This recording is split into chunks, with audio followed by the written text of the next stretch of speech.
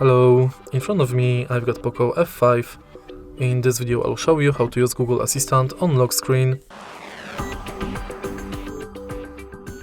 In the beginning, let's go to Google app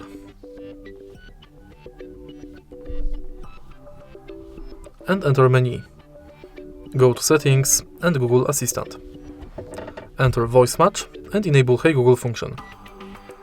Tap more, agree, again more and agree, and next. Now let's try it out. Hey Google. Now we are sure it's working. Let's go to lock screen and also make sure that assistant responses on lock screen are enabled. Now you can simply lock the screen and say, Hey Google, what's the weather like tomorrow? And that's it. If you find this video helpful, please leave like, comment and subscribe.